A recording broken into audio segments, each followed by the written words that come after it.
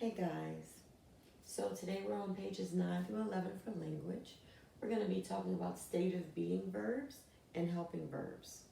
If you look at the blue box at the top of page 9, you'll see the 8 state of being verbs. You do have to memorize them. It will be important for you to learn those. So these are rare words or words that we use. They're not really rare. Words that we use that are not actions. It just kind of states the being of a person. So I am here.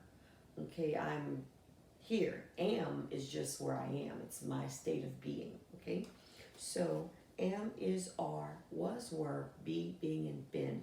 8 state of being verbs. Okay, you do have to memorize them. Look at think A. I want you to identify each of the state of being verbs in that section. Underline them 2 times. All the time, every time we underline verbs, it's going to be twice. Okay? And then for right B, you're going to tell me whether the word, you put a word in the blank, you will fill the blank. And then tell me whether that's an action verb or a state of being verb. Some of them will require either or both. Okay?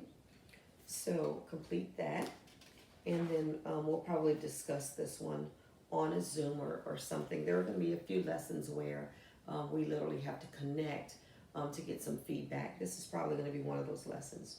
So on page 10, we're looking at helping verbs. And so helping verbs are usually a word that goes along with an action or it goes along with another state of being verb. So if you look at page 10 in the top box where it says helping verbs, I want you to memorize both your helping verbs and state of being verbs. Now there is a little caveat.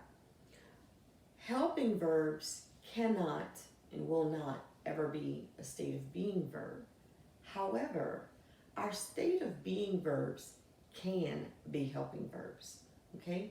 So if I ask you on a quiz, list the state of being verbs, there should only be the 8 verbs. If I ask you to list the helping verbs, you will list all of the helping verbs and the state of being verbs because they are also helpers. Okay? So there is a little song that we usually do to help us to memorize the helping verbs and or state of being verbs. So I'm going to do my best to demonstrate that little song. My prior year students, you can go along and sing with me, right? Okay, so it goes a little something like this. Am, is, are, was, were. Be, being, been. Have, has, had. Do, does, did. Shall, will, would, should, may, might, must, can, could. And so that's how we learn the little song. You are, please feel free, you are welcome to create your own song, your own little rhythm or something for you to remember them, just as long as you remember them, because you will always need to identify verbs in a sentence, whether it's a helping verb, action verb, state of being verb, or whatever. So go ahead and get used to that, okay? All right, and so for page 11, well, before that, look at the page 10 example where it says some verbs, especially verbs that end in en or ing, they kind of signal you that they will need a helper. They can't stand alone, okay? They can't do the job of a verb by themselves. So, for example, you may stand up. So stand is my action because you can actually stand. But may is listed as one of our helping verbs. So may stand is the full verb. Okay, it's the complete verb. Taylor has gone to the library with her brother. Has helps the verb gone. So has gone is my verb. That's what I would underline twice. Okay.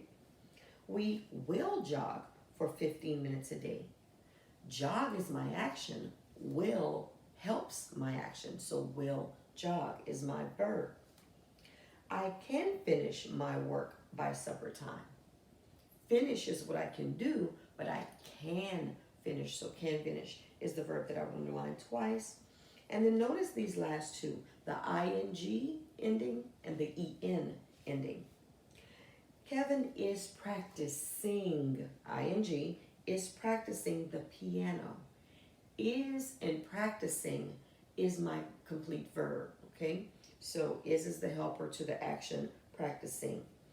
The twins have eaten all the apples. So eaten ends with that en. That's a signal, a little sign that lets you know there should be a helper. Look for that.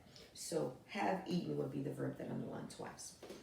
For page 11, write A. You fill in that blank. There's a plethora of answers that you can't put in the blanks. Same thing with write B. You're going to put two helping verbs together that would work well together. Make sure it makes sense, okay? So don't put, like, for example, don't put shall, should. Shall and should don't usually work well together, but shall be would be a good option, okay? Will be, those types of things. And then write C, the pairs of words that you put together as helpers, you use those to fill in the blanks for write C, numbers 1 through 10. And then we'll get together and discuss what kind of answers we came up with for that portion. Have any questions, guys? Please feel free to reach out to me and let me know. Thank you.